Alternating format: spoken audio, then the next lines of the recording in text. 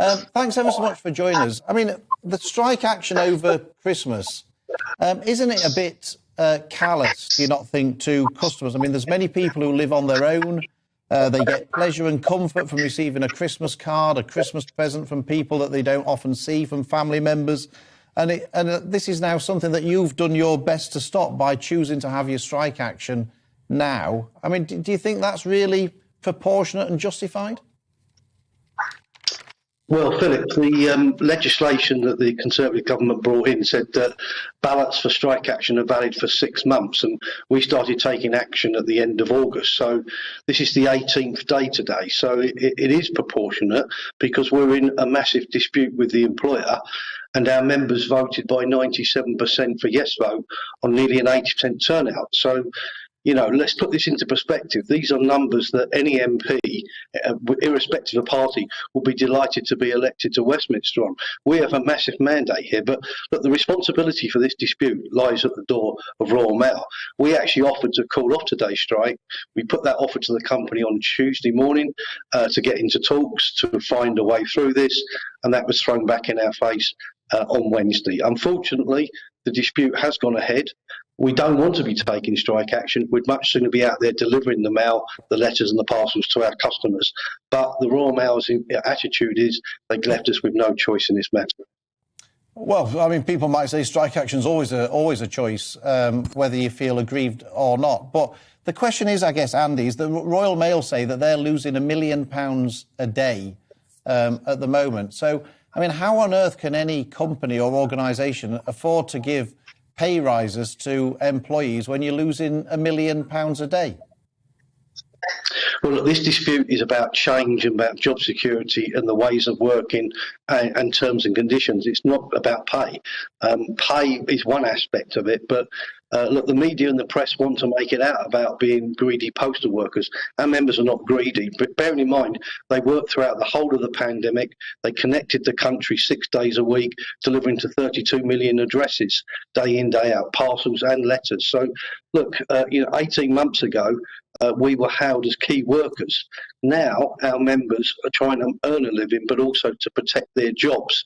Now, the reality here is Royal Mail actually declared a profit of £758 million in May this year.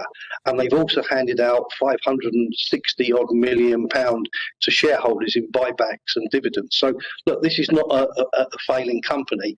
It might be mismanaged at the moment, but the reality is our members have delivered profit massively for this company for many years.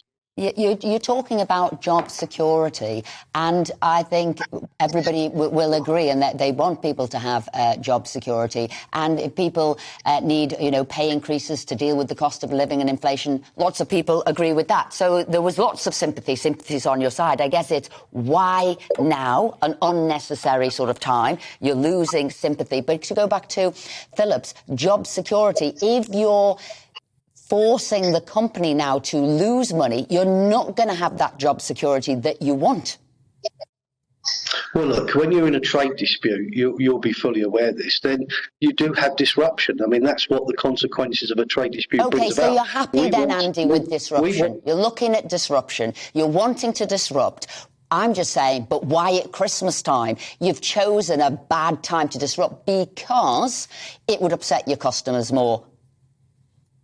Well, look, this is the 18th strike today, so it's not just at Christmas time. And indeed, we are planning strikes in the new year as well. And we will rebalance in January and February if we need to because of the legislation. Look, Can I just ask one final question because we're running out of time, Andy? All of the parcels and the letters that are there waiting for people, so it could be money, it could be gifts or whatever. How are you protecting them, keeping them secure, so once you stop your strike, they go to the people who they've been should be posted to? Well, look, our members are very angry about the way they're being treated by Royal Mail. People don't take strike action lightly. People don't want to lose pay. They want to actually be at work serving the customer. But the overwhelming massive feedback from the customer is they support their postie, they support their Royal Mail workers. They understand that the strikes is not just about being greedy, it's about actually having a future service and ensuring this great Royal Mail service that's been there for 500 years can continue to thrive and grow in the future. The challenge to the Royal Mail is to get round the negotiations. We're prepared to be in talks between the eaves. We're prepared to thrash out a deal. We want a reasonable settlement that our members can get behind.